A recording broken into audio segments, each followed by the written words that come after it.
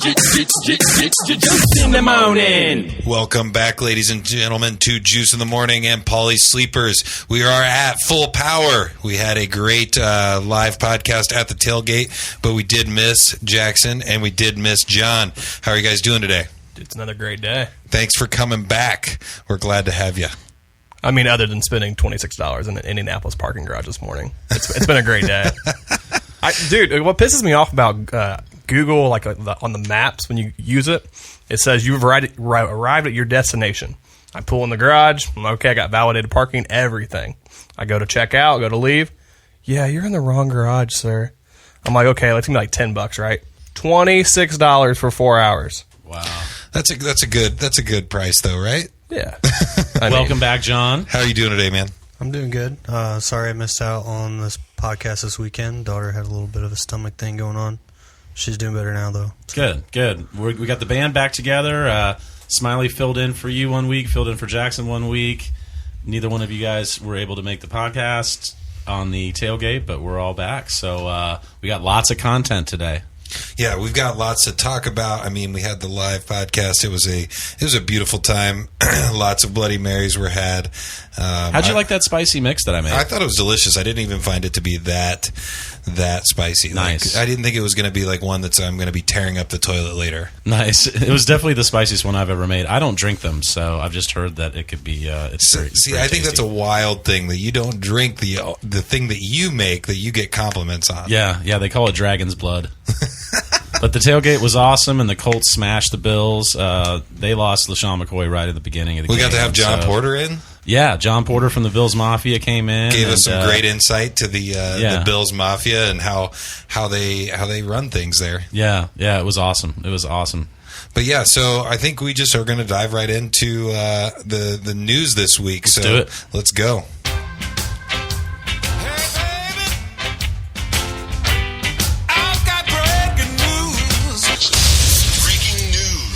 I've got some good news. I got some bad news. All right, ladies and gentlemen, Pauly, tell us what's up. So we've had major running backs go on IR every single week. I mean, Jay Ajayi was a couple weeks ago. Devontae Freeman was last week, and this week it was Marshawn Lynch. So we talked about it last week in the podcast. Groin injury. The groin injury. We've got our resident Raiders guy here, and you guys give us a lot of news to talk about here this year. Their record's 2-5, but they probably leading the pack in news. We wanted to talk to John about the impact of Lynch going to IR fantasy-wise and the impact of the big Amari Cooper to the Dallas Cowboys trade. Before you answer, can I say something really funny? John Gruden was, I think, being interviewed or was like doing one of those like press conferences, and I think he was quoted as saying, "I'm not really sure if we know anything for sure about this Amari Cooper trade." And then somebody like posted on Twitter that quote, and then right below it the like update from the news that Amari Cooper practiced with the Cowboys today. Yeah. So what's going on with John Gruden? He waited like a long time to tell the team, and he wanted to be all coy about it, but it was just blown open on Twitter then already. He was also saying, like, I'm not sure what's going to happen with this trade, and then there's actual evidence of him practicing. He's just in Dallas. I don't know. He's trying to be sneaky, but he's making moves. I don't know. He got a first-round pick for Amari Cooper. Yeah. I didn't think he was going to get a first-round pick for Amari Cooper. Way more than... Likely a top, 15, maybe top 10 pick if they continue down this path. So you guys have 5 first-rounders in the next 2 years, so you're ready to rebuild for Vegas. But what do you think about the impact for this IR Lynch and this Cooper trade right now for fantasy purposes? I mean... That's going to up targets for Martavis Bryant, Jordy Nelson. Obviously, Jared Cook's still going to be a good play. Jalen Richard, Doug Martin are going to be the 2 guys playing right now. I don't think DeAndre Washington has come off of IR yet, so it's basically just those 2 guys in the backfield. Jalen Richard's going to get all the passing down work. So, there's still some fantasy relevance with that team, but... There's not a whole lot. You got to dig deep for it. Yeah. We talked about this. I mean, do you think... I firmly think that Doug Martin is the standard league pickup guy because he gets the goal lines, but I think that Jalen Richard is the PPR, and you just picked him up in one of your leagues. We did it like right before the show. Jalen Richard is definitely the pickup for PPR, I think. Yeah, and there's a good stat. The Raiders are leading the league in passes within 5 yards of the line of scrimmage, so those passes are going to be going straight to Jalen Richard. And so I'm really hoping so, because I snagged Jalen Richard after, you did. I noticed last that. week. I noticed that. Well, we talk about how, I want to be ahead of the game to where, this is the week to pick up Jalen Richard, but if you listen to Pauly Sleepers, we said pick him up last week because I was worried about that injury. And he's led the team in targets the last 2 weeks, so that's going to be. I think he's the play going forward. But if you need a dart throw for wide receivers, I think Jordy Nelson's probably a good pickup, and Jared Cook, who is number 5 in PPR and tight end rankings right now. You would think that he would continue that rank and maybe get some more consistency. What do you think about that? Cook's been very hot and cold. Do you think he maybe gets some more consistency with Cooper out? there should be more consistency. They're not going to be trying to work Cooper into the playbook now, which, Right. it wasn't really working in that well anyway. So, I think they're going to probably simplify their scheme for the rest of the season, just because, their playmakers are out. Their offensive line is, scraping together to try and find players to get on the field. So they're probably just going to simplify everything. The line, they're starting a third string guard. They're starting rookies on both tackle ends. So it's going to be really simple. They're going to be checking down a lot. Jalen Richard's going to be your guy. Going to be almost like how the Tennessee offense is. Probably. Just very boring, just no relevance, anything with the team. Not going to take many shots downfield. If they do, it's probably going to be Martavis Bryant, and you saw him drop like 5 easily catchable balls the last couple of weeks. He's really streaky, but one thing you got to think is they probably won't be leading many games. No. So I think that Jordy Nelson and Jared Cook and Jalen Richard are going to be not maybe league winners or anything, but I think very relevant, more so than they are right now. I think the one thing going forward to look ahead at would be to see where they play Nelson at, because with Cooper they were playing Nelson in the slot, and Nelson was thriving in that role. So, Seth Roberts can't play the outside. Like, he's too small to play it. So if they move Nelson to the outside, Seth Roberts possibly, that's a dart throw play, but maybe more for like but DFS more, or but something. it's more. I think it's more of a Jared Cook and Jalen Richard type offense. No, this is no fantasy relevance at all, besides the fact that he's not gelling with his teammates very much. Derek Carr and the crying on the after the hit. Do you think that's actually something that's real, or is that just a bunch of people trying to blow something up that wasn't actually anything? I think that's mostly a bunch of BS.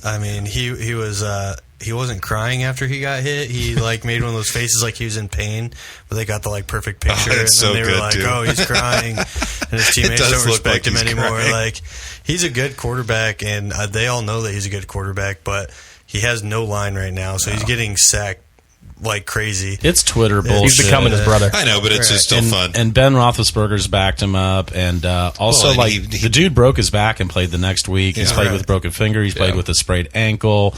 He dislocated his pinky. It was sticking out the side of his hand. He went in the locker room, got it taped up, and then came back out and won the game. He has a lot of heart. So He's we don't just have not to in the right question his system. toughness. Well, I don't think that he's not in the right system. I think this is his 4th system in 5 years. Yes. And it's the most complicated system he's been in. So, he's only been working with John Gruden for 5 or 6 months. So to learn all the new language that they got, learn the entire playbook, it's gonna take him a year or two at least to get comfortable in this system. So as long as they don't ship him out before midway through the next season, I will be think they happy. will. So, and then we were going to talk about the next level of this is Amari Cooper to the Cowboys. What do you think, Jax, about what Dak can do for Amari Cooper? We picked him up in the listener league because I've never been a fan because he's so streaky, but I have a feeling he might be in a pretty good situation right now. What do you think? When your leading receiver for the Cowboys is Cole Beasley with 34 catches, and the next person is Ezekiel Elliott at 13. This was needed, but I think it predominantly makes the Cowboys' offense better because it's like you got a person on the outside that's going to stretch the field, going to open more for Zeke. But last week, when we were so high on Zeke on DFS and season long, but it was like the Redskins were playing 10, 11-man boxes, and it's like you can't run on that. So if you can stretch the field, open things more up, I think Cooper's going to have. I think he's going to smash a little bit. So the good part is he's on a 2-week bye. So he's building that rapport with Dak. So, I mean, his first game back is versus Tennessee. Be going up against Malcolm Butler, who we been talked getting about, torched. the guy that's allowed the most yards in the last year and a half. I think it helps Zeke because, like he said, those boxes won't be loaded. There's going to be a threat. And an interesting stat that I saw was that Derek Carr is bottom 3 in the league in throwing to tight windows, and Dak Prescott is top 3 in the league to throwing to tight windows. And Amari Cooper, that's what he's all about, is that contested catch. So, I mean, and they've got to get a passing game going. And even after Tennessee, they're Tennessee, Philadelphia, Atlanta, and then his last 3 games of the season. So if you look at your fantasy playoffs, Indy, Tampa, and the Giants. Yeah, the Giants who just... I mean, they're a fire sale. Yeah, and that's the other thing we were going to talk about is, targeting the Giants here the rest of the season. They just traded Snacks and they traded Eli Apple. Somebody made a good comment, like, they're not good with nature. They traded Flowers, they traded Apple. They just don't like all these but I mean, them and the Oakland Raiders are both trading off players, and I think that the Giants are going to be. They haven't been very good these last couple of weeks defense wise, and they might not be done. They might trade Landon Collins too, maybe. Yeah, everyone's available. The price is right. Yeah, so got your little Bob Barker scene right there. The price is right. If you play DFS, target the team going against the Giants, and feel good about your fantasy players. If there's a toss-up flex play and you're looking at, a guy playing the Giants, I think he wins the tie. Sony Michel is week to week, and we traded away Sony and Michael Thomas to Titus in the Listener League for Julio Jones to get the Matt Ryan stack and Eric Ebron. And I just jokingly told Titus in our group chat that, I wanted to trade Sony because I'm just worried about his knees. They're getting ready to snap. And geez, I mean, I didn't want that to happen because I love Sony Michel, Georgia Bulldog, but he got the best case news of the injury as a sprain. So he's week to week, but it's going to be the James White show. And we've been talking about James White for the last few weeks. So James White's value keeps going up if that was possible. He's already number 6 in PPR in rankings right now, and he's got maybe a couple games without Sony. James White is in the circle of trust. Jax has talked about this before. The players that Brady trusts is Edelman and James White and Gronk, and so James White's going to continue to smash. Aaron Rodgers is likely to have his full complement this week with Randall Cobb and Geronimo Allison likely coming back. So we are going to talk about that here in a little bit, but I think that gives him a huge daily fantasy edge, especially for his price of $6,400. So that's DraftKings. Dalvin Cook is going to be out until at least week 11 if you believe everything that's going on outside of the team. This has not been confirmed with the team, but Dalvin Cook is out for this week for sure. They've already announced that. So all my Lat Murray love in August and September is paid off. He had 24 for 155 and 1 2 weeks ago. Last week he had 15 for 69 and 2, and he's the starter this week. Tough matchup, though. Maybe pump your brakes on Lat Murray a little bit. They play the Saints, who give up 2.9 yards per carry. Best since the 2000 Ravens. That's insane. Stat of the day. The Saints don't seem like, when I think of the Saints, I don't think of them as a strong run stopping defense. I think it's a bit of a smokescreen. I think it's because teams have to throw on them. Ball on them. But really, yards per carry isn't a smokescreen. I mean, that's an actual stat. So I don't know. I mean, I wouldn't expect what he's had these last 2 weeks have just been smash weeks. I wouldn't expect that. He's definitely a start, but I think he moves from RB2 to flex consideration for this week. The other thing that happened after last week's podcast, we talked about it at the tailgate, was Carlos Hyde to the Jags.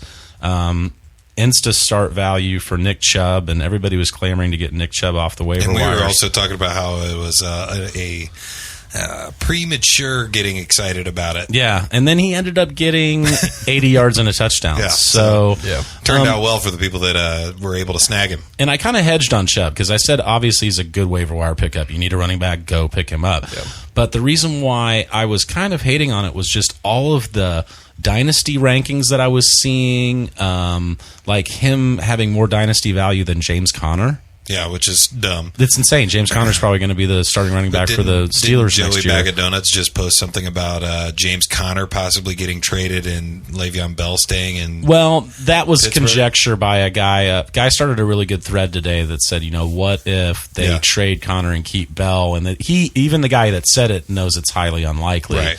It was kind of a hot take, but we were talking about it. But, I do like it. I like the idea. I think that that just some of the trades that I saw for Nick Chubb and some of the stuff that I thought people just like acting like Jim Brown got reincarnated, but that team usually has a low end RB1 the last several years, so he's probably a pretty damn good play. They keep somebody in that RB 10 to 12 range. Melvin Gordon didn't play during the London game. That was a big surprise. Screwed me over in Yeah, the league. did he? Yeah. I told everybody, you make sure you get up early and check check your rosters. I wasn't expecting. Did for you get that. up early to check? I got up early to check, but I didn't even think to check on Melvin Gordon. I hadn't even thought of him being questionable. What was he out with? Hamstring. Yeah, It's dang hamstrings. always the answer. God. Matt Beretta is a tough motherfucker. So he's been playing through like 4 different injuries, but I think he's going to sit here one of these weeks, and I think this might be it. I keep calling for Matt Beretta to take a break, and just because I think I feel bad for the guy. I think Do he really less, man. needs, Do less. He really needs a break. Well, you got to do more than that. But if Royce Freeman sits, Lindsey goes from flex to RB2 consideration, and John He and I looks were good. talking about this. Philip Yeah. Lindsay is the one that passes the eye test that Yeah. I heard a lot of people talk about, because I just watched really him. does. I watched him last week, I think on Monday, Thursday night game. Yeah, Thursday night game, and I was like, God, he runs hard and he looks good. Like, He really, really is. why And we is talked Royce about Freeman it, even in the conversation? because he's good too, but Not that good. Not that good. Royce No. is the problem. Like I watched that game too. He just when he finds a hole, he's not exploding through them. Right. And it's like when you watch Lindsey, it's like damn, like he's already to the Blast. outside. And he's already on the sideline. So I mean, shout out. We said Lindsey was the pickup of the week 2. There you So, but I even said then I watched the game, and this isn't, this is real. This is real stuff. This guy can really make it happen. But Royce Freeman might sit this week, which makes him even more valuable. Yep. So, like I said, Lindsey goes from flex consideration, because I've seen a lot of people start him in the flex to an RB2. LaShawn McCoy got a concussion, so. Well, it's just a concussion. It looked like a lower body thing. Well, I don't know. Like Josh got a great shot of it at the game. We were right above him, like walking out of the tent, and we posted it. But I thought it was just a concussion. I don't know. Right. Cooper Kupp, I think, will sit this week. Speedy recovery to him. He's my guy. He's my ride or die. Yeah, I need this him year. back. Come on, buddy. Rub some dirt on it. Devontae Parker will play this week, but he sucks. Jonathan Joseph at cornerback, I think, will do plenty to get a hold of him. And DFS, I really like the idea of taking a dart throw at Danny Amendola, who had a pretty good week last week. And then even Jakeem Grant, because they have no Kenny Stills this week, and they have no Albert Wilson is on the IR. So, everybody's talking about Devontae Parker again. God, these Devontae Parker truthers are just ridiculous. But I don't think he's going to do anything. Driving Pauly crazy. He is. Gronk is a big question mark for Monday Night Football. So you need a backup plan. Juice, we were talking about how you had Eric Ebron in that league that you have Gronk. I think you might want to just go ahead and play him. I mean, it sucks because he might play and he might smash, but you can't wait until Monday night to find out. Or you could just keep him in your lineup and just, even though he's out and he's not playing football. One thing you can do, though, is you can put him in your flex position, and that way you can trade him out for any player at the end of the Oh, there you go. So, there you go. Put Eric Ebron in the your last tight thing you end really and want put to do Gronk in is the flex. go from playing Gronk to Charles Clay. Yeah. I think that's a good call, John. Yeah. Good call. And I was trying to throw you a little shade because you started Gronk in the listener league last week, and I don't want to hear about it. I thought I took him out. I just was too focused on getting the podcast stuff set up. Dan was throwing you some shade there. Dan put up a poll. He was like, Gronk is out. Should I pick somebody up off the waiver wire, or B, nah, fuck it. No, I just thought he was going to make a magical recovery and come back at halftime like Bobby Boucher and win the Bourbon Bowl. I owe a couple dollars to the swear jar. So it is Fantasy Football Hump Week, so power through it. Hashtag Hump Week. This is an important time of the year. Yeah. For a lot of folks. Like, for me, it's make or break in the next week or two. It like, definitely is I for could us in the listener league. You're 2-5, right? I am 3-2. I believe. That doesn't add up. No, sorry. I think you're 2, or maybe you're 3-4. I thought we were both 2-5. Math is hard. No, I know I've got a better record than Pauly. Trade deadline is Tuesday. 3-4. You're 3-4. The trade deadline is Tuesday. There's been some rumors about Deshaun Jackson. He's asking for a trade. There's been talks about Demaryius Thomas, but the team is getting more interest in Emmanuel Sanders. So, I mean, Emmanuel Sanders has been smashing lately. So if I was a Sanders owner, I would not want him to leave because he can't get any better than he's doing right now. There's news about Shady getting shipped out, and they probably should do it. I mean, that team is completely done if they can get something for him. MJD, Maurice Jones-Drew wrote an article, said that the Ravens, the Eagles... Wait, he's writing? Oh, yeah, for NFL.com. When did this happen? Oh, yeah, He's for a while. He's been an analyst on NFL.com since he retired, I think. Yeah. Really? Yeah, he's really good. He's he? really, Okay. really good. I'm gonna have to He said check it out. the Ravens, the Eagles, the Bucks, and the Seahawks would all be good candidates there. There's 6 teams on a bye week next week in week 9, so I would try to cover them now instead of waiting for everyone else to do it next week. So if you've got extra spots, look and see. Make sure see if you need a tight end, quarterback, kicker, whatever you need. Do you do any of those defensive dickhead moves where you pick up somebody because you know somebody that you're playing is going to need that person? Oh yeah, the block. Yeah. The block is fantastic. I think you have to. You can also block and then roster churn. Yeah, you could also block. What is it? The roster churn where you pick up every single player at that position. Yeah. So they have to go through waiver claims. Yeah, if you drop them right before the game, then they have to go through waivers hilarious. again. So that's a classic block. So Absolutely. I know nothing about any of that, obviously. So that's it for news and notes. So we are getting ready to figure out how we're going to win some money and salvage the last week that we just had. Yes, we had a rough week. It was close. There was once again, I always look at the DraftKings and I'm like, dude, we're going to win $700, and then it's just down and down. And down and down and down. Last week was this week tough. Nobody posted winning lineups. No. So I always watch for on Tuesday because I've said it before. I'm like, man, my lineups are doing better than some of these paid content guys are posting winning lineups. This week, our lineups did not hit, but I didn't see any. They were just posting NBA stuff. Right. Nobody was posting any winning lineups. I think it was a week where a lot of novices ended up hitting. Got lucky. Because it just. It was an off week, so man. Many injuries. Yeah, but I mean, when cash lineups are 125, right? That just shows you that it was an off week. So we're getting ready to win some money. Let's hear about it, Jackson.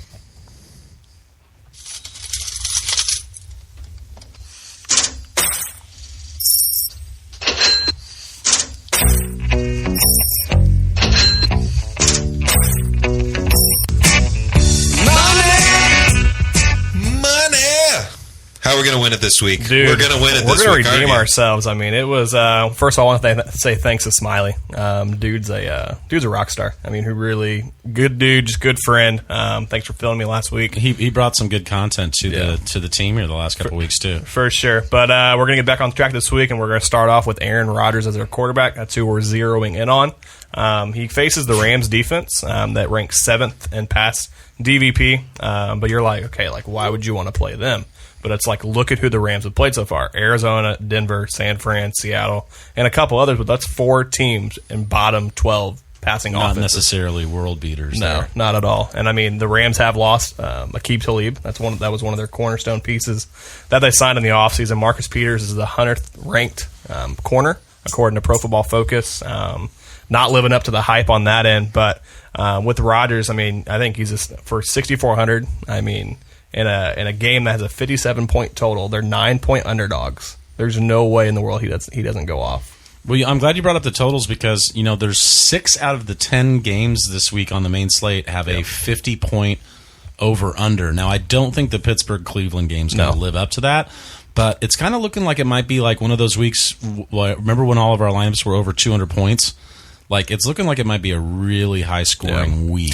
And it's just going to take the figuring out which are the guys that are going to be doing that, right? Right. Yeah, I mean, that's the biggest thing. Like between the three quarterbacks I'm looking at Luck, Jared Goff in the same game versus Rodgers, and then obviously looking at Rodgers. But, I mean, with why I'm looking at him, I mean, look at what Kirk Cousins did on Thursday night against the Rams. He went for 392 and 3 touchdowns. Aaron Rodgers has back-to-back 31-plus DK point games. He's averaging 42 attempts per game. I mean, honestly, Rodgers should be priced at like 68, 69 for the matchup, and he's at 64, so take the discount while you can. I agree. Moving on to running back, hedging on Kareem Hunt this week at 7,100. Price is too cheap for what his volume has been and how he's been doing in his outings. Denver's D ranks 28th in run and DVP, and 20th in run pass catching running backs DVP. The Broncos are allowing 148.1 yards per game on the ground. Over his past four games, Hunt has got 29.5 points or more in three out of the last 4. Kareem Hunt is a monster. He's unbelievable. Did you see that one play where it looked like he got tackled and then he leapt over that dude? And, like, did you post that or did I see that? Yeah, I posted it because that where he had like the collection of like 6 or 7 plays where it was like, oh my god. Yeah, well, yeah, I posted his highlight. One game. I posted his highlight reel from that game because it was amazing. I love Kareem Hunt, but you gotta. We're looking at running backs that are playing at home. Yep. And implied wins. I mean, that's what you want to do because you want that running back in at the end of the game. And that's one thing about DFS this week. Wide receivers are going to be, again, the tough thing to peg because you've got James Conner in an implied win at home versus Cleveland. You got Kareem Hunt in an implied win at home versus When you say Denver. implied win, does that mean that they're the favorite? Yeah, that they're going to. Yeah, and then Kerryon Johnson at home versus Seattle. So I think we can do really good at running backs. Yep. Are we going to play Todd Gurley this week? It's going to be tough. I mean, if you can make a lineup that you can fit, I think Hunt has to be a staple in your lineup for the price and just the matchup. I agree. The only problem with Gurley is you're paying $9,800 for him, you're low ball in your receiver position. Then you're already going to do that at defense, but it's like the sub 6K guys on the receiver end they don't appeal like they have in previous weeks. So it's Juice. We've played like Gurley like the past 3 or 4 weeks, and he won 3 of those weeks, but not last week. But the thing is like, can James Conner and Kareem Hunt both get the 30-point game? Yeah. I think they can. I think they can. So I think this especially week with the Cleveland defense. I mean, we did talk about it being better than what it was advertised as, but for DFS, it's still Cleveland. Like when I went to the Chargers and Browns game, and Melvin Gordon. I mean, he wasn't that great catching the ball out of the backfield. So I was kind of like, okay, like this might be a game where he can get some things going. But I mean, through the tackles, through the guard position, he just exploited that Brown defense. So I mean, I think it's a better week if you pair up Hunt and Conner together rather than going Gurley and Johnson. I think you'll get more. I totally agree. You'll get better value. What about wide receiver? There's one that is almost like a must play, just like Gurley. Yep. At wide receiver position, I told Pauly this 2 weeks ago during the Green Bay San Fran game. I was like, hey, when the Packers play the Rams, if Adams is below 8K, he's a guaranteed lock. You got to play him. And that's what we're going to be looking at. Devontae Adams at 7,900. The Rams D ranks 8th in DVP versus the wide receiver 1. Already noted that he'll be going up against Marcus Peters, who is the 100th ranked cornerback, according to Pro Football Focus. Adams has a 19% positive advantage over Peters. Since week 4, Peters has allowed 17 catches for 211 yards and 1 touchdown. That is with Aqib Talib out. So he's seen a lot more of the top target for the opposing team. The Rams have allowed multiple touchdowns to individual receivers in 3 out of the past 4 games. And then Adams' just consistency is incredible. His game log this year so far go 19.8, 20.4, 16.1, 18.2, 32.0, 38.2. Jesus. Yeah. He just gets it done, man. So is this vaunted Rams defense, like, are they starting to fall off? What's going on? They're not falling off. It's just like their front 4 are so damn good. Like, it's like they can put a lot of pressure on the quarterback and get to the quarterback, but their back 7 they're not great. Their numbers are deceiving because Marcus Peters is like like he keeps saying, he's the 100th ranked guy out of like 120 guys. Yeah. So they give up points to the wide receiver 1. It's just they end up having a big red number 9 next to their team. But I mean, when you look at who they played, defenses. they played Oakland. Sorry there, bud. Arizona, Chargers, Vikings, which we all saw was a shootout. Seattle, Denver, and San Fran. No one out there besides Minnesota says like, damn, that was. I mean, obviously Chargers too, but like, damn, those were some really good offenses. So I think focusing on the Rams and Packers game is a smart thing to do. Some other receivers I'm looking at. I haven't posted the article on PaulySleepers.com yet. Just some other receivers we're looking at is AJ Green at 8,000 versus Tampa, T.Y. Hilton at 6,300 versus the Raiders, Tyler Lockett at 5,200 going up against the Detroit Lions, and then Robert Woods in the same game going up against the Packers. Yeah, the Packers have given up like 47% of their fantasy points to wide receivers from the slot. So Robert Woods is a smash play with Cooper Kupp out. I also like Chris Godwin, who has scored double-digit points in every game, and he's scored touchdowns in 4 of 6 games. And he's really cheap at 4,300. Who do we like for tight end this week? And then also to follow up with Devontae Adams. He has 14 red zone targets so far on the year. That leads the league. Yeah, in receiver position, and That's he has 28 fourth quarter targets. That's what you I want. love that. That's what you I mean, want. that's That's just a cool like, stat. Yeah, and do you it's think they're going to be throwing in the fourth quarter versus the Rams? Probably. Yeah, exactly. And they don't throw the they don't run the ball. They just throw it. No. Who do we like at tight end? At tight end, we're going back to the Joker, David Njoku at 4,600. The Steelers D ranks 24th in DBP versus the tight end position. Here is the game logs that they've allowed to the tight end position so far.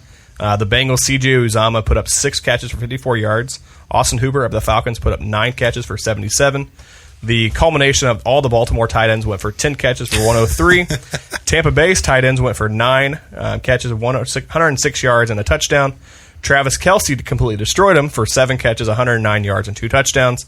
And then Joker played him in week 1 with Tyrod Taylor. May rest his soul. He had 3 catches for 13 yards. This is not the same team. This is not the same team. No. The other thing I like is it's that the Bake Show. Since Baker's taken over, Njoku's gotten 10 targets every single week, all 3 of those games. So, and his game log is, since he became the starters, 10.2, 12.9, 18.5, and 15.2. Consistency. Smash play. So, what do we like for defense? There's a couple that we've been talking about. Yeah, defense, we're looking at the Chiefs at 2,600. Unfortunately, last week, the cheap defense of the Bills did not pay off. Unfortunately, they did not. that was...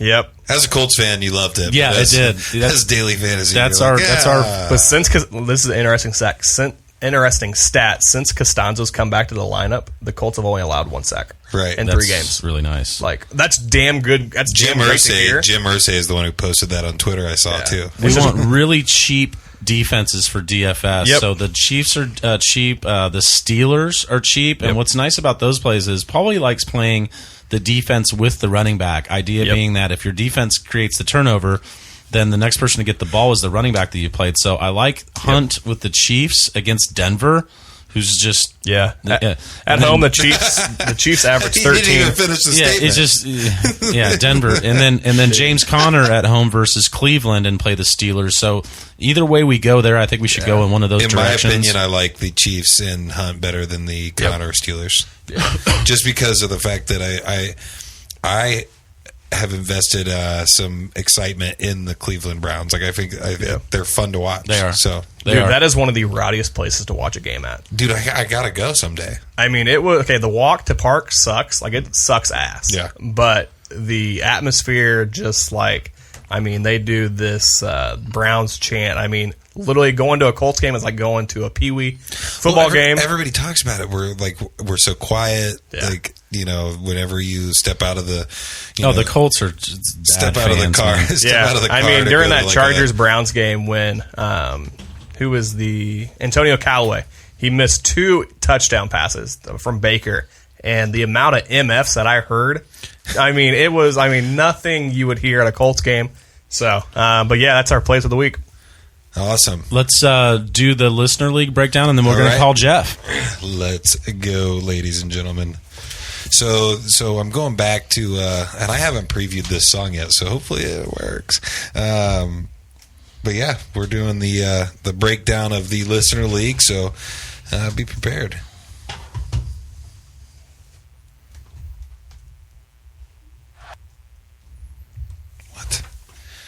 Sorry. That's my bad. That's happening in just a second, guys.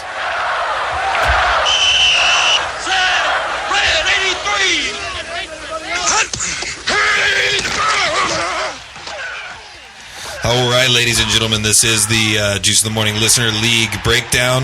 Juice of the Morning against Dan Barlow. I thought I was playing Monday American all week, but that's not exactly who I was playing. I lost a close one, 99-119. Not very close, but maybe if I would have started somebody in Gronkowski's spot, we would have had a chance. Jersey Shore's Rejects and Mahomes in my neighborhood, the closest matchup of the week. Jersey Shore Rejects takes that 144 to 143. Sorry, guys. I wish I would have actually paid more attention because I bet that was a win in the end. Gert Squirt or the Monday American and Trade Happy Wilson. Man, the Monday American just cannot get his team going. He lost 84 to 132, and Trade Happy Wilson just he's going on a run, and I don't know what to do about it. I don't think we have any chance to stop him. We had Pauly Sleepers against Dylan Bolden. Lost another close one, Pauly, 120 to 127. He is 7-0. He's looking like the juggernaut that all of us are scared of. Brian Titus and AJ Green's Red Rocket. 158 points scored by Brian Titus's team to 104 by AJ Green's Red Rocket. Brian Titus also looking unstoppable currently. Very low, not a great record though. But what I'm looking at right now is the team to beat is clearly Brian Titus and Dylan Bolden. Bolden keeps finding ways to win at 7-0. Bottom of the barrel is me and the Monday American. I'm admitting it, guys. I'm not doing too hot in this league. Trade Happy Wilson, though, has turned into a contender, and I can't wait to see all of you on the virtual gridiron next week. That is it. Awesome. So let me plug in so we can call Jeff. You want to pause it? All right, on the phone we have Jeff Fiddler, who is a Listener League member, and I've known Jeff for a long time. He's also the commissioner of what I call my league of record, the Russian Roulette League. Jeff, thanks for calling in tonight. How are you, buddy? Hey, doing great. How's it going, guys? Oh, very, very good, man. Very good.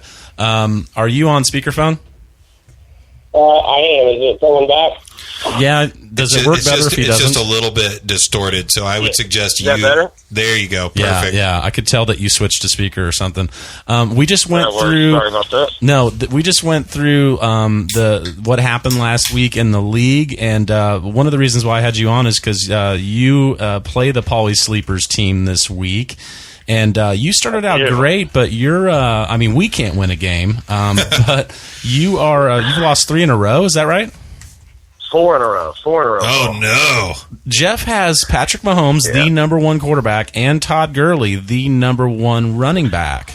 So how are you not winning these games? Are they close? So, Juice got me in week 4 by 3 points. Oh, yeah. In week 6, I lost to Trey City, the City Bowl.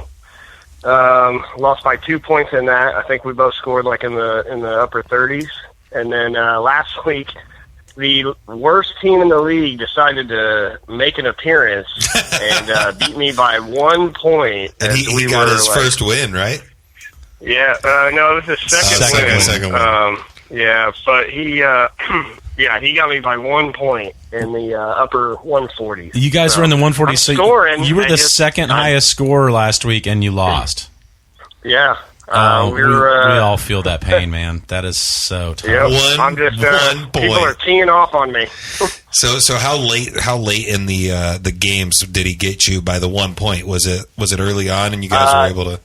It was not. He actually had the lead, and I had Patrick Mahomes playing on Monday night, and he scored 40 points, and he needed 42 for the win. Can I give you let me give you a rundown of Fiddler's scores and act like if you saw these, you would not imagine that you could lose with these scores. He had 40 points from Mahomes, 30 from Gurley, 31 from Marlon Mack, and then it goes to 18 from T.Y. Hilton, and then 10 from Chris Godwin.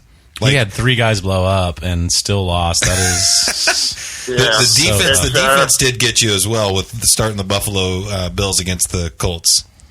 It did, that 0. So, yeah, the win was on the bench. I definitely left all of these, the 4 losses, all of them, the wins were left on the bench. Oh, that's tough. But I mean, if you look at Jersey Shore Rejects, I mean, his team finally did come to play.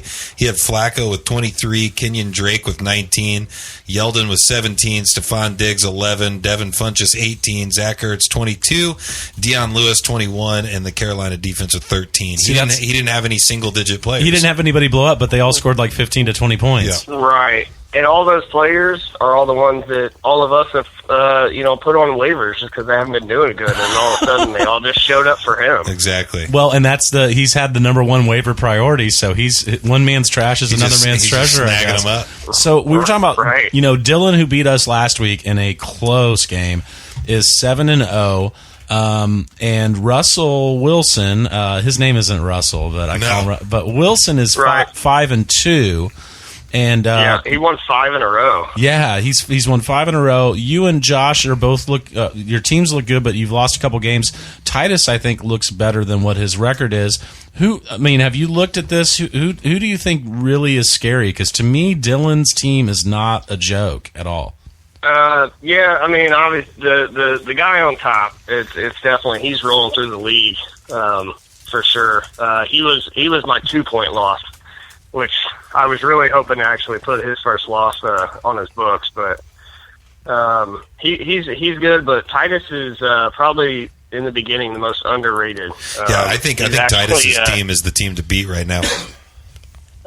He's actually scored more points than anybody else. Right. Wow. And has had more points scored against him than anybody else. He's at 988 for and 973 against, and right. he's just. And if he gets Sony Michel back healthy, we traded him Michel and Michael Thomas. So Josh was talking about that. He was like, "Man, I don't like the way Titus's team looks now that you've traded with him." And his team looks really, really good. His team does look really good. Right, but what Dylan did, this is what sucks. So being an analyst, last week Mitch Trubisky was my pickup and stream of the week. My opponent in the listener league had already picked up Mitch Trubisky, started him against me, and he got 40 points. So this week, Dylan picked up the Pats defense at home, Monday Night Football against Buffalo. He also picked up Cortland Sutton, which we've been talking about. If there is a trade and Emmanuel Sanders or Demaryius Thomas goes away, that guy's value goes up. So I think Dylan's got some vision, and that's why I'm worried about that team. Not necessarily just the record, but just the moves I see him making. But obviously Titus's team looks good. Wilson is right up there. He's been winning. He's won 5 in a row. Your team, obviously, with Patrick Mahomes and Todd Gurley, should be a force. So you would think that the ship would right itself here pretty soon. I'm hoping. I'm hoping people stop getting their best game against me. Hopefully everything should start connecting and all that. Well, I got news for you, man. We're going to have our best week against you this week and give you another. I'm sure you are. Well, I think your guys' best week was the first one you guys had. That's true. Week 1 we did. And they just fizzled out. It totally did. Week 1 we blew up. But I like David Johnson moving forward. He doesn't play he plays one bottom defense, like bottom half defense for the rest of the season, and they're ranked like 14th.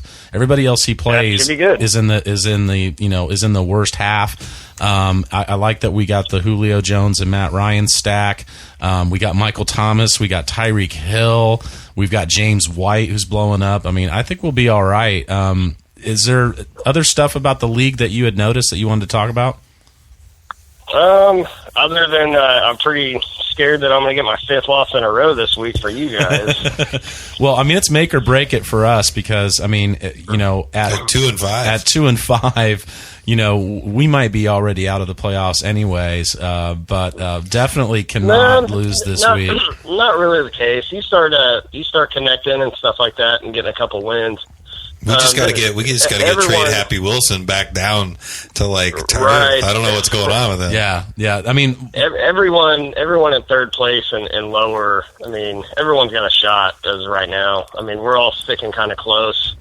Definitely. I mean, Dylan's running away with it, but we need one of those other teams to fall off. Like Juice has said, like if Wilson fell back down, then one of us could take his slot. The other thing I wanted to talk about is the league that I'm in with you. That's what, like 9 years now?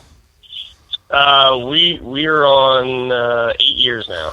So, like, we talk on the podcast a lot about how to make fantasy football fun, and for people that play in a bunch of different leagues like me, one of the things that's fun is all the leagues being different. And I think that, the Russian Roulette League, the one that you're commissioner of, I think that is definitely the most fun league for me, just because of all the rule changes that we've made. Like, talk about like what makes your league different and what people can do. First of all, we vote on everything. I mean, I think that's the best thing that happens. If somebody has an idea, we put it up for a vote and we vote on it, and then we try it out. And so far, that's really made the league very special. Yeah, it's definitely a democracy league. Anything, anybody can come up with, we try to get it to a vote. I usually like to hear some of the votes first before we actually go through them, because there are some people that just throw in some crazy stuff, and it's like, no, that's never going to happen. We usually wait for a second. We usually wait for someone to second the vote to put it on the floor. But one thing we do is you only have to start one running back. So talk about that. Yes. The one running back, that was decided probably, I think it was about 4 or 5 years ago. The NFL started going to more of the scat backs and having like a running back by committees. So with that, like, if you didn't get the top, 4 people, you were just stressing the whole time. It wasn't a plug and play, for everybody. So with wide receivers, and there's so many of them, and there's so many injuries on running back, they only last so long. But with the wide receivers and the tight ends, there's a little bit, more flex feel. There that you can grab if something happens or anything like that. So it kind of makes it a little more fun for everybody, as opposed to 5 people just stressing on running backs, because there's none out there other than little scat back ones. And what you talk about, a flexibility, that's what I like about it the most. I mean, you only have to start one running back, but you could start up to 3. You have to start 2 wide receivers, but there's 2 flex positions, so you could start up to 4 wide receivers. You can also, if you have to, play 2 tight ends, and any combination of all those. There's a couple people during the draft. There's 2 of them in particular that definitely try to snag those 2 of the top probably 5 tight ends right off the bat. To just screw everybody else. Kelsey Ertz, right? They'll go Kelsey Ertz, Gronk, Rudolph, like trying to get at least the top 8 of those, just because they know they can play them, and if they're matched up good, you can throw them in, and then plus you still have a good one in case you have Gronk that gets hurt always. And it makes it hard for other people to get a tight end, because teams are drafting 2 right off the bat. And the other thing we did is we got rid of defense and kickers gradually. Two IDPs is what we're rolling right now. That got voted in a little awkwardly. I don't think a lot of people kind of knew what they were getting into. I snuck that in on everybody like on draft day, man. And but I mean, we got rid of kickers and we added an IDP. And last year we got rid of defense and added another IDP. So there's no kickers, no defense. It makes the league really interesting that there's so much flexibility in your roster. I think it really advantages me, to be honest, because I mean, I don't think those guys have figured out that 3 pass catching running backs is the way to go. Right. It's the way. So these guys are like, I only have to start 1 running back. But they really should be starting 3. Right.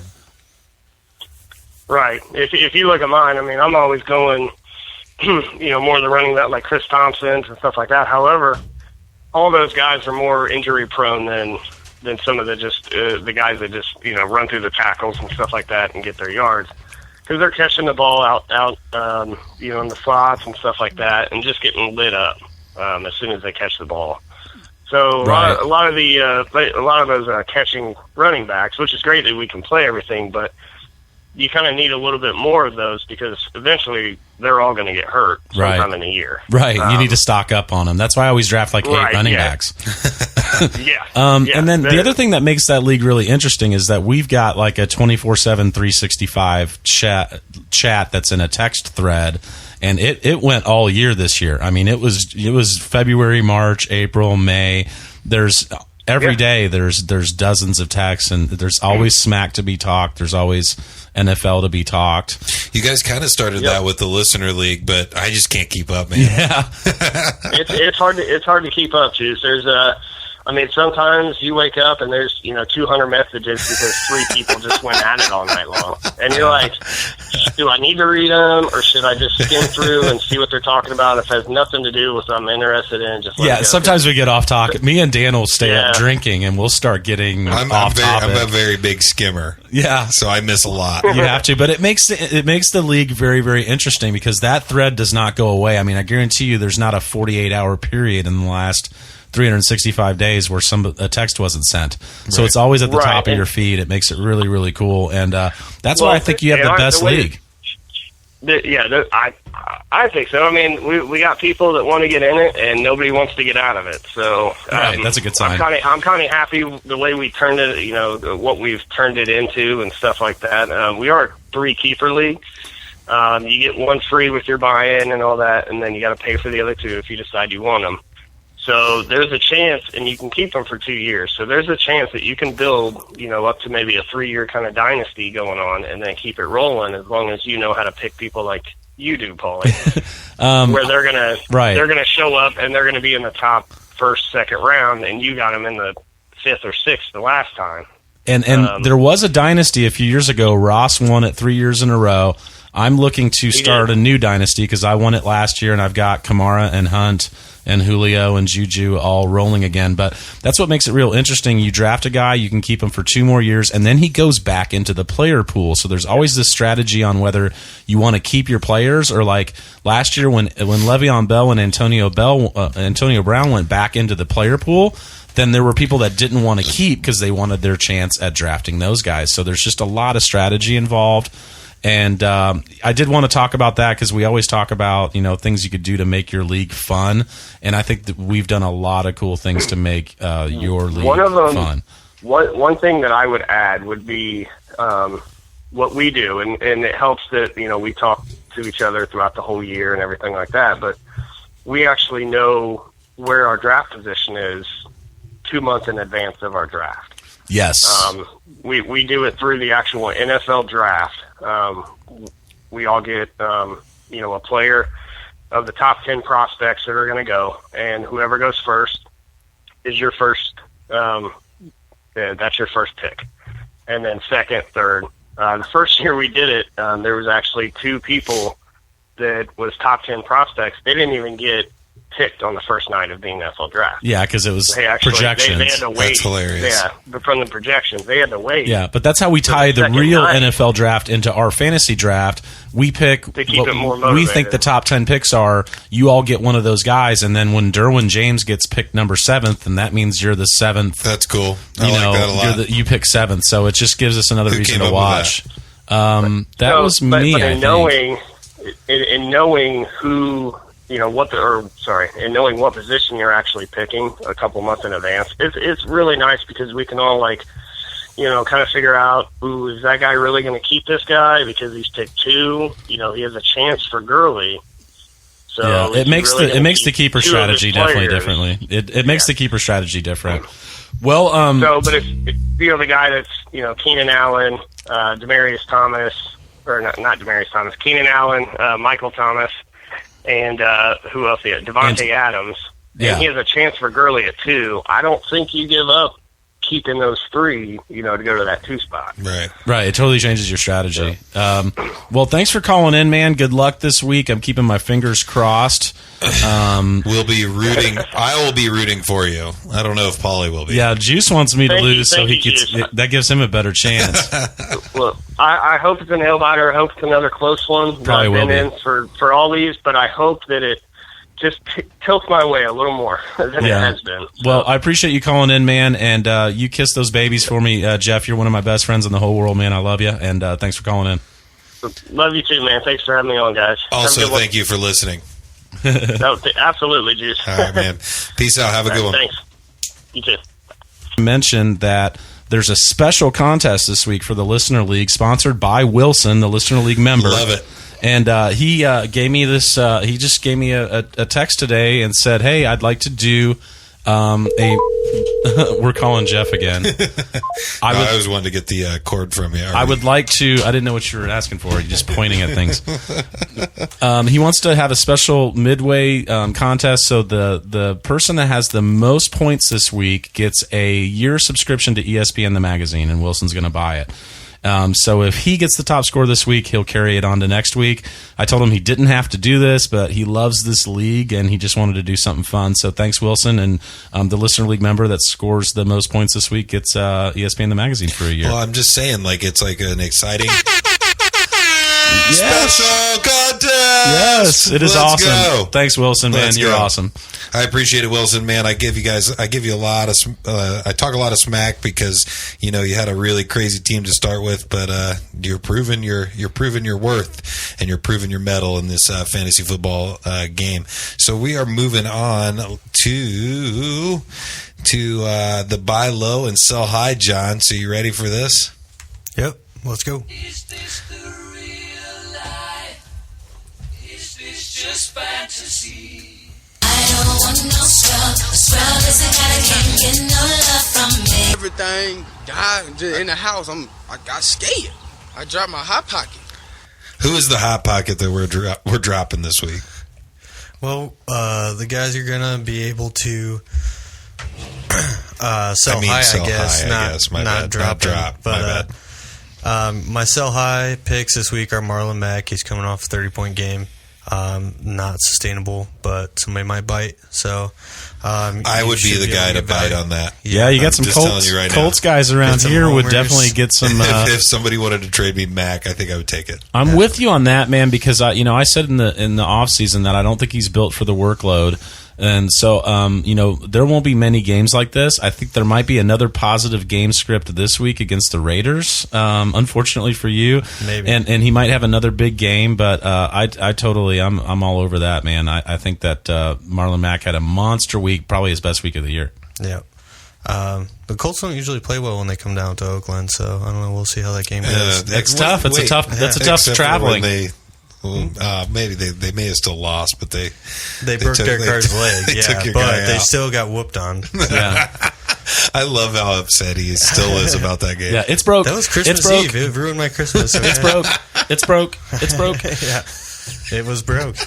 I love Derek Carr, by the way. I wish I had like a little like twig snapping sound. I love Derek Carr, by the way. So the other option I'm going with this week is going to be John Brown. He had a huge game again. Not sustainable, not consistent, but how many good games has he had? He has two games over 20 points. But that's it. Yeah, but he's a solid RB2 right now, but it's solid wide receiver. Wide receiver. Or solid wide receiver 2, but he is very sporadic for But sure. his schedule going forward, though, is super nice. I mean, in the fantasy playoffs, he plays Kansas City, Tampa, and the Chargers. Well, feel free to stomp on. We did it last week, man. You weren't here. We were stomping on John's picks last week, and so feel free. I like John Brown. Jackson says don't sell John Brown. Keep him. So who are you buying low on?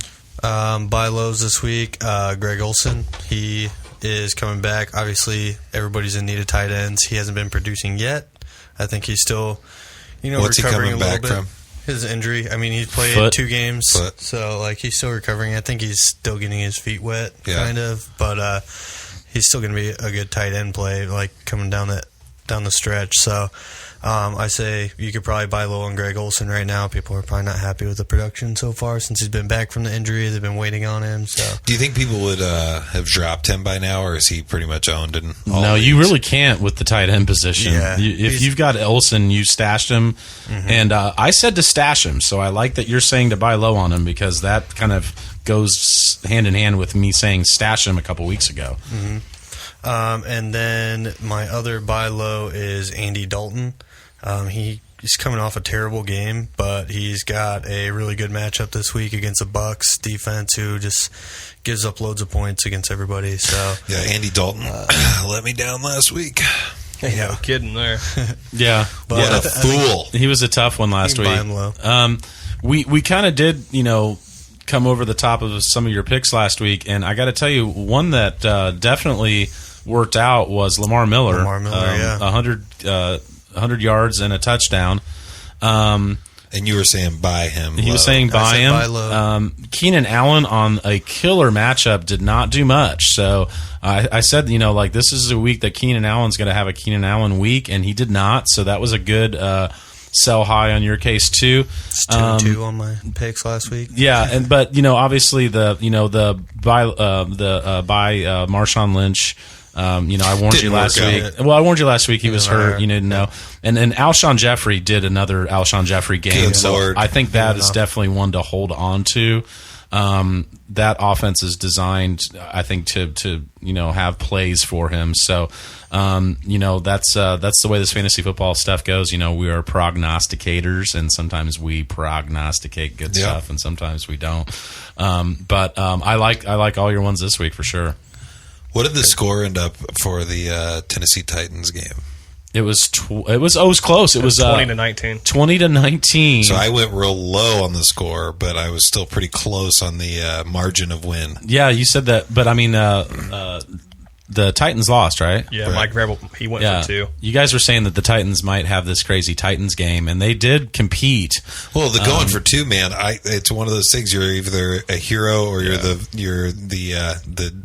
biggest idiot in the world. I love going for 2 there. I don't. Who gives a shit? Otherwise, you're just a pussy. Yep. I like that play. I would say buy low on Stephon Diggs, who had 2 off games and 10 targets 2 weeks ago and 14 targets last week. He's on pace for 167 targets this year. So if somebody's getting frustrated with Stephon Diggs, I would say pick him up. And then I mentioned a little bit earlier, David Johnson, who for the rest of the season only faces one team that's in the top half in run defense. The rest are all bottom half run defenses. So I think David Johnson turns around. But these are all long-term viable things, so we'll see what happens. And it is a pivotal moment for a lot of people. I mean, there's no chance that there's some people that feel like they have no chance, but you still have a chance. If you can get it going now. Do any of you guys have trade deadlines in your fantasy leagues? Oh yeah, most of them, and one of them, my St. Does Elmo the league. Listener League have one? Yeah, but it's not for several weeks. Yeah. And my St. Elmo league, it's this week. I think in Jeff's league, it's in a couple weeks. What's the standard? The whole idea, it's to have it before the playoffs, because the later it is, the more that increases the chances of somebody maybe doing a collusion. A collusion type trade. So I had usually somebody it's week 10 or 11, somewhere around there. I had somebody in my league last week try to sell Julio Jones for $20, and we had to veto that. Veto $20? that, and real kick money? his ass out of the league. Real money. Yeah, Like, veto that, and he's not in the league anymore. Was That's he how I looking would for do like that. a pack of smokes and like a No, he was just couple of 40s? His team sucks, and and he was he's looking just for mad. some. Yeah, that's He's trying to bullshit. get his buy-in back. Everybody had to pay $50 to be in. And Who is this? bullshit. Is this somebody I know? No, it's not anybody. Okay. You know, I was going to say, what a bitch. I got more Sorry. mad at the guy who accepted it because we were all talking in the group message. We were like, no, don't do that. Like, we're not cool with that. bullshit. And then Go ahead and Venmo me like 20 that's what he bucks. said. He said, check the Venmo. The guy who accepted it was like, check your Venmo. There's $20. That's And then insane. They tried to put it through. He was trading Julio Jones for some like third string wide receiver, and obviously we all had to get on there and veto that. So immediately. real quick. How many times have you had somebody try to tank and do that? No, but that's the only situation where I say veto a trade. They have votes on Twitter all the time. Do you veto this trade? And the answer is always no, unless it's obvious collusion. And if somebody tried to sell a player right now because they're going to lose, there's no way I would play fantasy football with that player ever again. There's no way. I wouldn't even think about it. I take this way too seriously, but I don't think you have to take it too seriously to see that that's bullshit. Right. All right. So that's buy low, sell high.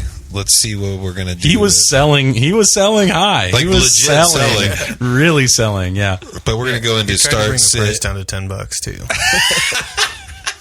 that's ridiculous. All right, we're gonna go to start sit and trash or stash. Put me in cold. I'm ready to play today. You hold on for one more day. Can you hold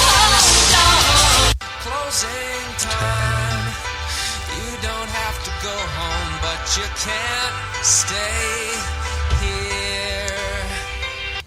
Real quick, biggest assholes playing that at the end of the night at the bar. Oh, I know. If you go to that place in Greenwood, those guys will do that all the time. don't Oh, they? I know. They just think it's so God, funny. It's not funny. So who are we dropping? Who are we picking up? And who are we stashing for later? Drop Joe Flacco. Drop Blake the Snake Bortles. Drop Buck Allen. He had a great run there at the beginning of the year. He was cracking the RB1 category, but that was unsustainable. I think Carlos Hyde's going to be a drop here really soon if Leonard Fournette comes back. You've got to watch and see what happens there. If Fournette goes on IR, then he becomes very viable. But if Fournette comes back, Hyde is not. He's going to be I think he's just kind of an insurance policy against that Fournette play. So I don't think his value is going to be anything. Or maybe try to trade him right now. That might be a good trade candidate too. Fournette is reminding me right now a lot of Darren McFadden. Yeah, back in the day. Annoying.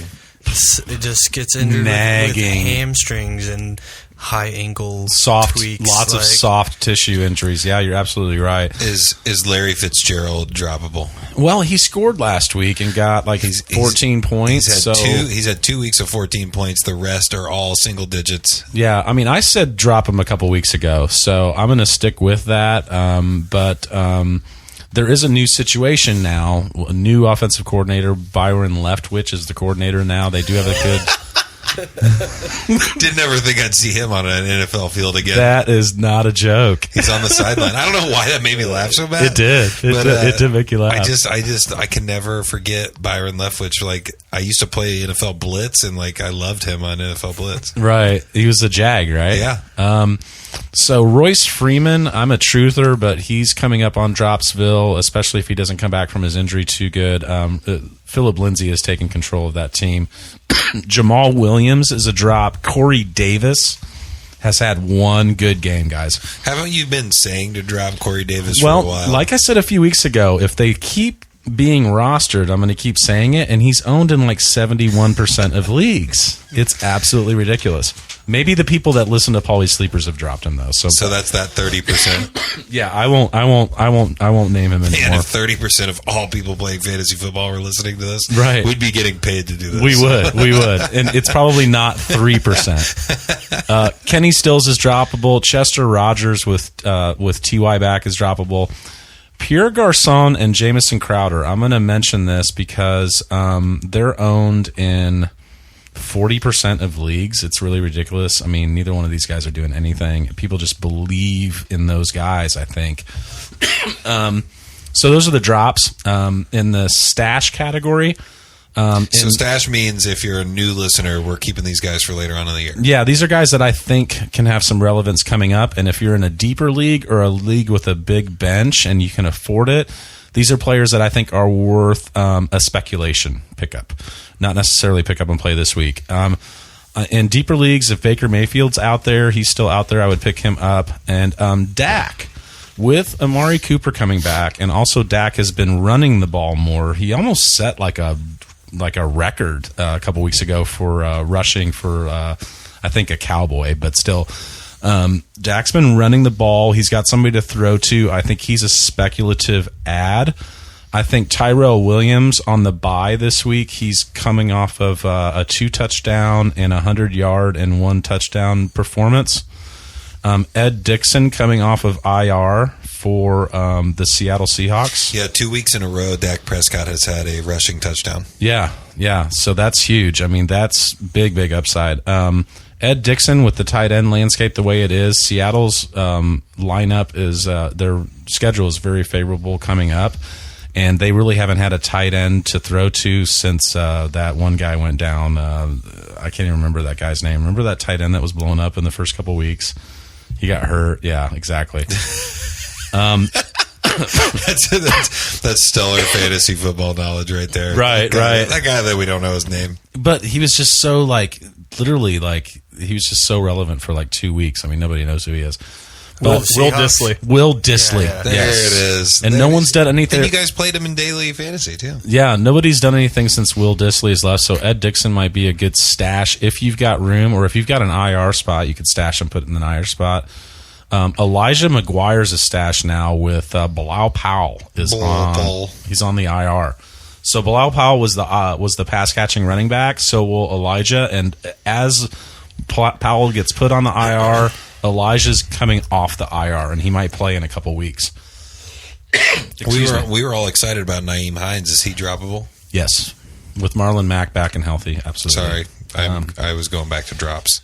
That's when they do on the fantasy footballers. They're like asking for a friend, and they're really like doing it for their own league. I know you're. I don't have a lot of time during the week. You're dropping them right now. Cortland Sutton is worth a speculative add. Like I said, if Demaryius Thomas or Emmanuel Sanders go out of town, he'll be an immediate wide receiver 2. And so that's it for the stashes. And I got one more. Yeah, go for it. I want to keep an eye on. It's Dwayne Harris for the Raiders. He is going to be like the third guy because Seth Roberts is still going through concussion protocol. So Dwayne Harris is probably going to be the third starter there. He had a game during the preseason where he went off for 3 touchdowns. So he has big playability, and like he's really agile, sneaky as a kick returner. So I don't know if they're still throwing the ball 5 yards down the field, he can make some things happen. You might want to keep an eye on him. They were gonna maybe make him a kick return, punt return guy, and then have him out there on 3 wide receiver sets. So that's a good one, and especially with Cooper going, we don't know where the targets are going to go now, so it could go to somebody out of nowhere. So I like that one, especially in deeper leagues. Especially in deeper leagues, yeah. A lot of these are deeper league ads. If you don't have the bench spots to pick up. The other guy I was going to talk about is Raheem Mostert from. Never heard that name before. He's pretty new to me too, Josh. Justin. Hey, I'm not your best buddy that you just talked to on the phone. With that was Jeff. My bad. With Beretta getting hurt so much, I think Mostert could be a good pickup, and he had like 12 carries for 73 yards the other week. And Alf hasn't been playing. So it's been Mostert when Beretta's not out there. So Alfred Morris isn't even the RB2 there. So Mostert's a good pickup because Beretta just stays hurt. The ad of the week, and we did pretty good last week on our pickups and plays of the week. We said Mitch Trubisky was the pickup for quarterbacks, and he went off. We said that Marlon Mack was the pickup for running backs. He went off. CJ Uzoma barely went off, but he got a touchdown, so that worked out well. Only our miss last week is Taylor Gabriel, who only had 6 points. So this year, our pickups of the week have been really, really good, guys. So this week, for quarterbacks, it's really tough. Trubisky and Dalton are 62% owned. So that means in most leagues, one of those guys is on the waiver wire. So whichever one it is, that's your stream of the week. I hate to say it that way, but that's how it is right now. I'm going off the percentage of ownerships on ESPN, and there's really nobody else. For running back, it's Jalen Richard all the way. Oakland Raiders, start of the week. He's led the team in targets the last 2 weeks. I think they're going to be in negative game scripts. They're going to have to throw to him a lot, especially in PPR leagues. I think he is going to be a play, and I think you could definitely pick him up and put him in your flex this week. If Matt Beretta sits, Raheem Mostert is an insta play this week. And then for wide receiver, my start of the week is Chris Godwin, 46% owned. He's got a touchdown in 4 of 6 games. He's got double digits in 5 of 6 games. And that's going to be probably a pretty big shootout, the Bucks and Bengals. Geronimo Allison is 39% owned. He was balling out, and then he got dropped because he got hurt. Well, he's playing this week. Before he went down, he had double digits every single week out of the 4 weeks he played, and touchdowns in 2 of those weeks. So I think he's Godwin and Allison are just insta plays this week, and they're only 40% owned in leagues. For tight ends, you've got Uzoma again, 37% owned in a plus matchup, and Vance McDonald, who's been our start of the week a couple times before, and he's always done pretty good to actually very good. And if you're just clamoring for a tight end, Vance McDonald I think is a great pickup this week. And that's it for the stash, dash, or cash. So while we were going through all of that, I just was happening to be on the waiver wire on one of my leagues, and Martavis Bryant was just sitting there. That's a good pickup, right? He Stash. Stash him. Mr. Bryant. I don't think he's a great pickup, and this is a Raider start him, fan yeah. next to you saying this. So. Which I'm just surprised because I thought, Well, he was struggling picking up the playbook early in the offseason, and he hasn't, got he's a lot of playing been behind time, Cooper and Jordy Nelson. yeah. But I mean, Cooper's not there anymore. No, you're right. He's going to get more targets. He's going to be on the field more, but if he doesn't know the playbook, then he's not going to be out there as much as. Yeah, that's true. not a Able bad to do. stash at all, and he's a big play guy. He's always been very inconsistent, so he'll have Definitely big wait and weeks and see. bad weeks. Yeah, definitely. All right, so I think the last little segment that we got to hit here real quick is our hot takes, ladies and gentlemen.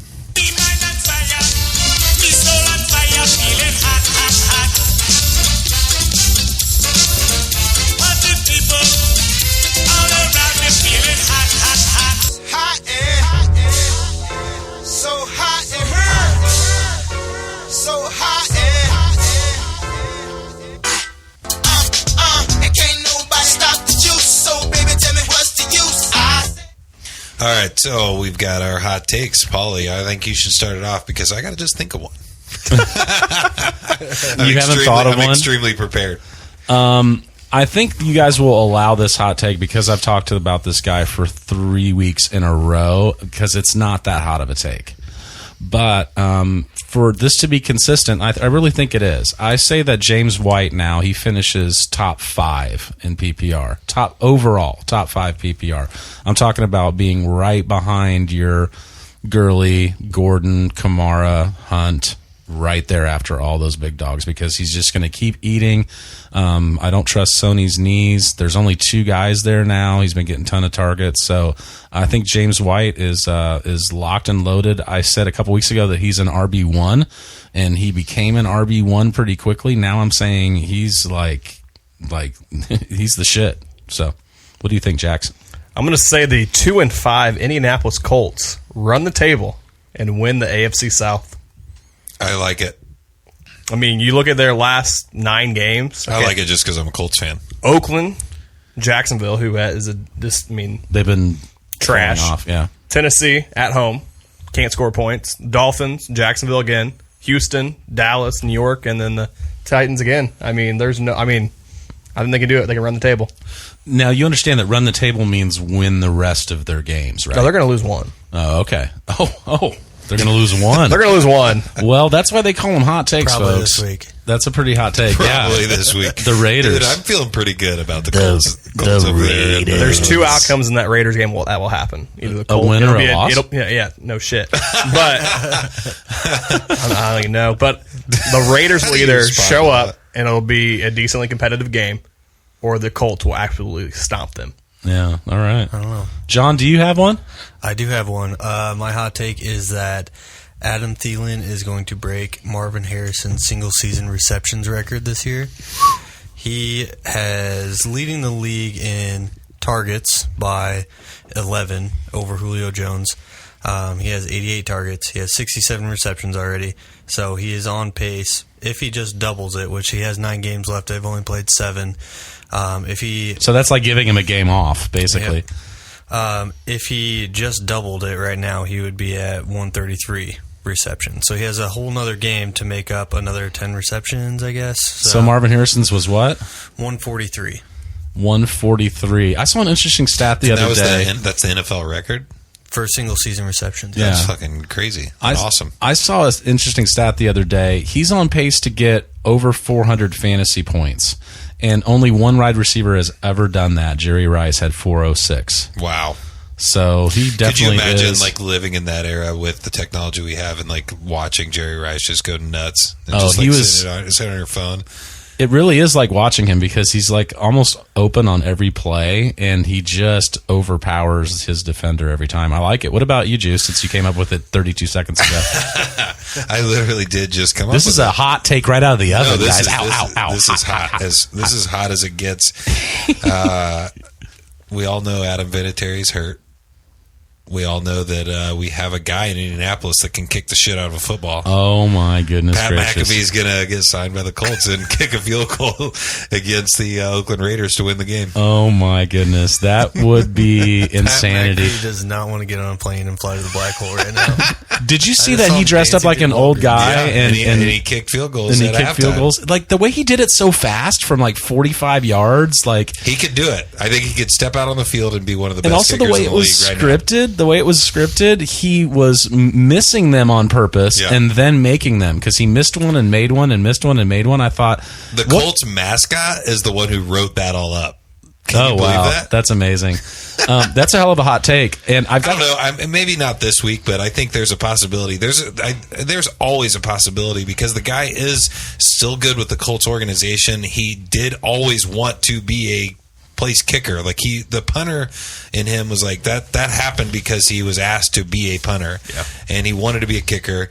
They put him out there in a preseason game to kick like a 60 plus yard field goal in like a preseason game because Chuck Pagano was like, "Hey, you want to go out there and kick that?" And he was like, "Yeah, I want to try." And like he didn't, hit it, but still, like he's got a leg. I don't know. I just think it's a possibility, and it'd be one of those things that if you want to sell tickets to your game, put Pat McAfee back in there. that would be interesting. People would go nuts. Did you see what was going on with your Colin Kaepernick hot take this week? No, is he actually getting on a team? No, but did you see this, Jax? I don't know. Who did the Jags play last week? I don't know. Who did the Jacksonville Jaguars play last week? The Texans. So one of the defenders from the Texans, I can't remember his name, he was like, yeah, I think my buddy Kaepernick should be out there. I mean, if you watched our game...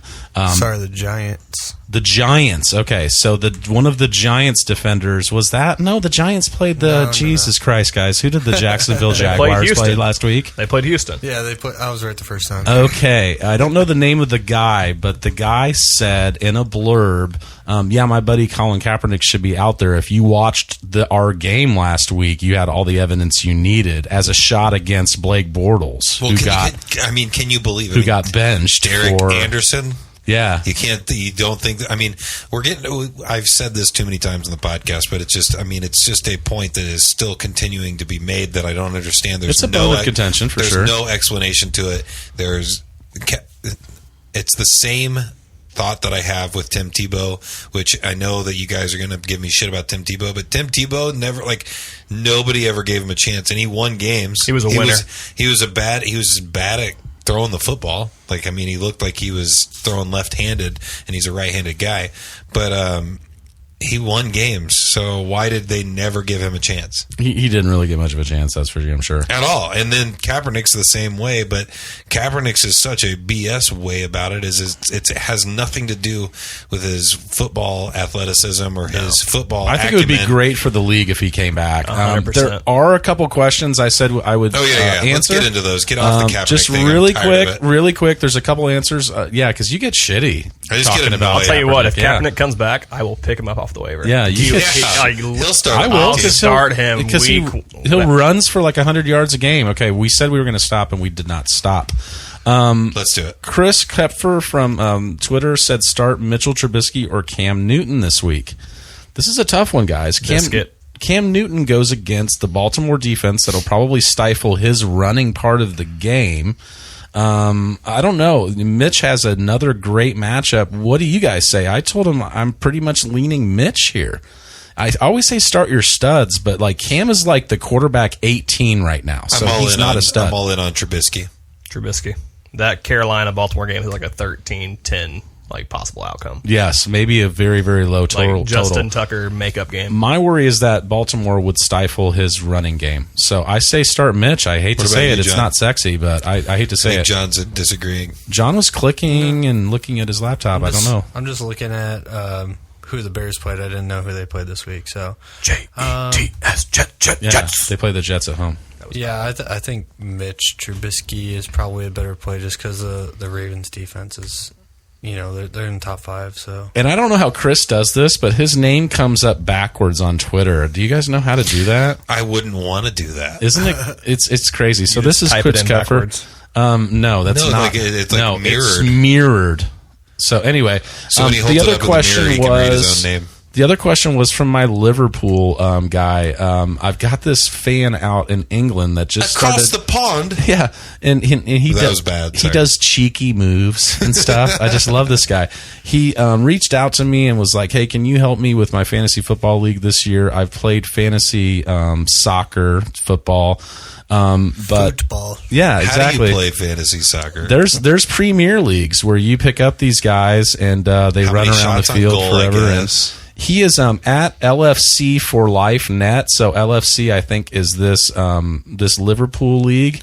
And this dude is really, really cool. He's got all this Liverpool stuff, and like I didn't even realize it. One day he was like, "I think this would be a cheeky trade," and I was like, "Are you from He started England?" to do some research. And he after said, that. "Yeah, when I listened to your podcast, it's like 3:00 in the morning." And I was like, "Oh, that's so cool." And so his team looks way better than it did when I got a hold of it. And he's winning games and he's loving it. But he got a trade offer this week, and He's he's probably pissing off all the other people in his league, and he's Yeah. like, why are you so much better right now? he's getting like because they don't know how the waiver. Like I think that he got in the league with a bunch of guys that do soccer and don't know this, so they don't know how to work the waiver wire. So like his team just keeps getting better and better. Dude, if they ever want to, just But I think since Kerryon Johnson had such a blow-up week, they're trying to get him, so they offered him Christian McCaffrey and Chris Godwin for Kerryon Johnson and Tyler Lockett. And I said, yeah, take it, because they do PPR. Yeah. And Kerryon Johnson only catches a couple balls a game, and Christian McCaffrey catches like 6 or 7 or 8. And I already talked about Chris Godwin earlier. I think his value is awesome in that Tampa Bay league. Tyler Lockett and Chris Godwin, to me, are the same player. And Christian McCaffrey is way better than Kerryon Johnson. So, hey, man, thanks for being a fan, LFC for life. And I say take that trade. And we are doing really good on time if you guys want to do another edition of What's My Rank. yes, let's do that. But I also want to say, if they ever want to come to the States and have a pint, I'd be right down there. Oh, yeah, we Like, should I'd take be- him I'd be ready. to we should take him to that kind of English bar that's on Mass Avenue. That would be really, really cool. Chatham Tap. Yes. Yeah, I'd be down. And Chatham Tap like hosts all the soccer games and stuff too. So yeah, at LFC for life, if you come to Indy, we will buy you beer. Oh, you just have absolutely. to spend the other $2,000 to get here. Yeah, let's get what's your So rank? we've got some time left. We surprise these guys every once in a while with an edition of what I call What's My Rank, where I ask how these guys are ranked in their position. And this is just looking at our league, and this is within their position. So how do you guys think, what do you think Phillip Rivers ranks among quarterbacks right now? 6. In what? Overall Overall quarterback. points. Overall quarterback? Yeah, overall quarterback rankings Like, in fantasy football. are you talking about Is like he the yard? best, number Oh, you're one, like or is he the fantasy points. 10th? Yes, Fantasy fantasy points. Oh, football. okay. It's a fantasy football show. Okay. I would say 11th. 11th. Juice? I am saying You 4. You can't look at your phone and look up at our league. I'm not looking at it. I'm just kidding. So I was trying to, but I you guys were wasn't fast really enough. close. You and Jax were close. It was number 5, which that kind of surprised me. I did not know that Phillip Rivers was the 5th best quarterback in fantasy right now. What about Russell Wilson, who John told us to drop a few weeks ago, and we did drop him, by the way. Where do you think he's ranked? I think he's 12. 14th. I would say, 12. 21. Oh, wow, even farther. Yeah, so good job on telling us to drop. I mean, Jackson and I were hanging on to him for dear life, and we finally. And what's crazy is quarterbacks are so messed up because he's had 3 touchdowns week 1, 3 touchdowns week 5, 3 touchdowns week 6. He's had enough bad weeks to bring that down, and just the guys are balling out right now. I mean, Yeah, week 4 he had 0. Matt Ryan and Patrick Mahomes and those guys are skewing the rankings a little bit. It's crazy. David Johnson, where do you think he ranks? Oh, he's way outside, in my opinion, just because I've never heard of him this year. So I want to say 14. Overall fantasy points? Yeah, PPR. 20th. 24th. He's not as bad as you guys think. He's number 11. Ooh, I was closest, though. Ha! Because Bitches. he seems to always get that junk touchdown and end up getting like 13 or 14 and does that every week. And his schedule's getting way good moving forward, so I think his rank goes up. What do you guys think Adrian Peterson is ranked? He was ranked higher until this week, but I would say, 18th. I would say like 20. 12th. It is 18. Good job. Yeah, nailed it right on the freaking nose. He's not as good for PPRs, but I think he has a great play this week. Again, the Giants have dismantled their defense, and Chris Thompson is banged up. So I think Adrian Peterson's a great play this week. What do you think Emmanuel Sanders is ranked? Number 2? Because Adam Thielen, then Emmanuel Sanders? I wouldn't say that. I No? would say maybe 7. Not PPR? 4th. Jackson's working on DraftKings lineups. I love it. It is actually number 3. Wow. Yeah, so It's I right mean, there. Emmanuel Sanders, Who's like I number said, 2? if he gets traded, I would trade him as well on your team. Would it go Thielen, Adams? No, he's ranked ahead of Adams. I think that Tyreek Hill is number 2. That's bullshit. Yeah, Tyreek Hill is number 2 And because he's had Thielen's 2 number 1, like right? 40-point games. Antonio Brown, where do you think he's ranked? 7th. 10th. Yeah, number 11. You guys were right on it. Man, really close again. Jesus. Trey Burton. The tight end? Yeah. 3. 8th. Not even in the top 10, like 13. Number 6. Oh, He's had a tight end. He's had a touchdown in 4 out of 6 games, and that's really all you need at that position. And then what about your boy Gronk? not where he should be. 17th. Gronk? 8. 18. Yeah, the Gronk owner was the closest. He's number 9. Ah, see? But you drafted him to be the number 1. Exactly. So that's Absolutely. really, Who's really number tough 1? for you guys. Kelsey. Number 1's Kelsey. Kelsey. Number 2 is Zach Ertz. And 3 number is 3 Ebron. is Eric Ebron. Let's go, Ebron. I know. Let's go. So that's our surprise. What's my rank? We're going to do that every few weeks just to surprise you guys. And that's it, man. We wanted we to had talk a about great episode. Great episode. Lots of content this week. Really big guys. Next week, Nate Hamilton, who writes The Nate of Yeah. the Hamiltons. He's at DominateFF. On Twitter, if you look up Nate Hamilton, it's Nate Hamilton with the red number 100, and it's at DominateFF is going to be on our show next week. This is a huge pickup. He writes for the Fantasy Footballers, who you guys know. I mean, on the way here today, I was listening to the Fantasy Footballers podcast. If I only listen to one podcast other than ours, it's the Fantasy Footballers, and he writes for them. So this guy really knows his shit, and he agreed to be on our podcast next week. I am so excited to interview him and talk to him about fantasy football and maybe get some tips on how to win your league, guys that he's interested in. I would love to get his take on some buy low, sell high guys. And we're really happy about that. And thanks for Jeff for being on the show. And it was nice to get the band back together this week. When are we going to get some writers? Some writers John, for the what show? What are you doing, man? Outright. You going to write John can and write be a for the show? host? Yeah. Yeah. All right, cool. I want somebody to make me funnier. Come on. I'm surprised you didn't ask for somebody to help you with the technical stuff, because every week you're Dude. like, well, I thought that it was just Dude, if I could get somebody to just do the technical stuff, I would be so much happier about having a podcast. it won't let me. It's Oh, man. just, Dude, when I'm I just say as that, bad. when I say that, I get pissed off because I make fun of other people who say that. It won't let me do It that. won't because, let me. No, it's because you can't figure out how to do it, you idiot. It won't let me as code for I don't know what I'm doing. But Exactly. anyway, yeah. And since I hit 2,000 followers, I got to figure out who's going to get my $50 Amazon gift card. Yeah, that's huge. That's huge. And then I got to actually pay up for it. All right, ladies and gentlemen, thank you for joining us. This is the best fantasy football podcast in East Central Indiana. Thanks for joining us, Jackson and Pauly and John. Thanks. Peace We out, out. guys. Have a good night.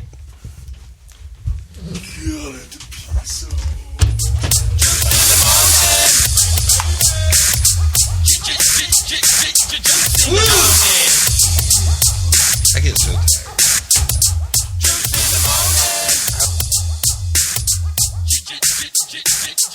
In the morning.